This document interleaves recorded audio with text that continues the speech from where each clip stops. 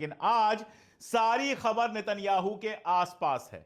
जो सबसे बड़ी खबर आई है पिछले दिनों, जो परेशान करने वाली नेतन्याहू के लिए, बहुत सारी खबरें हैं नेतन्याहू को परेशान करने वाली, लेकिन यह खबर तो नेतन्याहू के होश उड़ाने वाली है। और मजेदार बात यह है कि इजरायली अखबारों ने भी इस खबर को छापा है।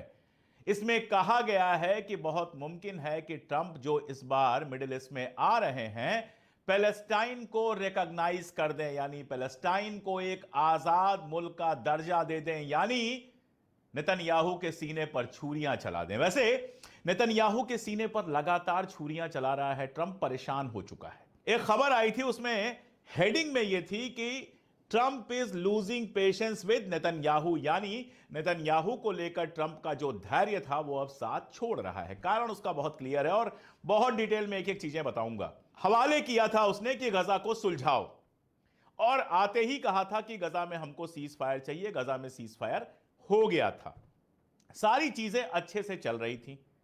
इन्होंने सीज फायर तोड़ दिया। उसके बाद अपने नागरिकों को रिहा कराने के लिए अमेरिका ने गजा के साथ, हमास के साथ सीधी बातचीत शुरू की। उसको भी तोड़वा दिया कि नहीं भैया, हम ही बातचीत करेंगे। उसके बाद शर्त रख दी कि डिसआर्मामेंट होगा, पूरी तरह से हथियार छोड़ देगा हमास, उसके बाद हम करेंगे सीज फायर। अब हालत यह है कि पहला शॉक उस दिन लगा नेतन्याहू को, जब नेतन्याहू से जो हार्ट लिंक थी कि जब भी चाहे वो ट्रंप से बात कर सकता है, वो हार्ट लिंक बंद करा दी ट्रंप ने। डायरेक्ट लाइन ही बंद करा दी। और खबरें यह है कि तब से लेकर आज तक, एक हफ्ते से ऊपर हो गया, उसने नेतन्याहू के साथ बात नहीं की है। यह था झटका नंबर 1।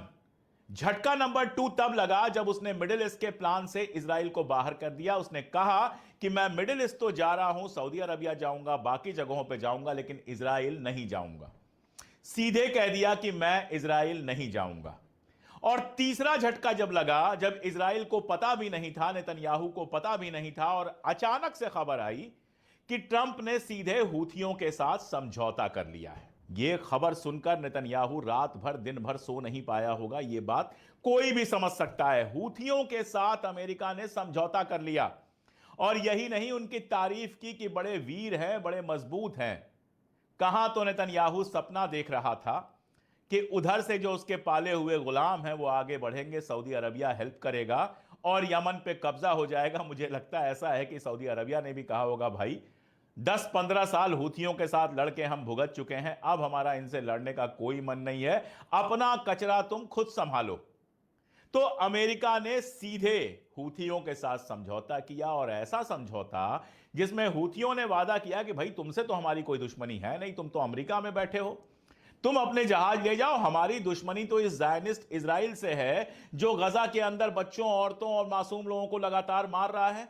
इसकी जहाज हम नहीं जाने देंगे। और आप सोचिए, ट्रंप ने कहा कि ठीक है, भाड़ में जाए इजराइल, तुम उसकी जहाज लाने दो या ना जाने दो।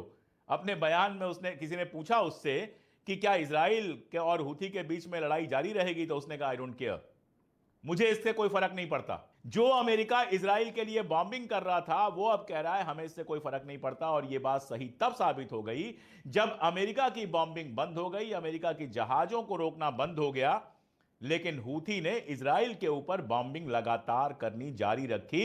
इसके पहले अमेरिकी शह में इजराइल आया।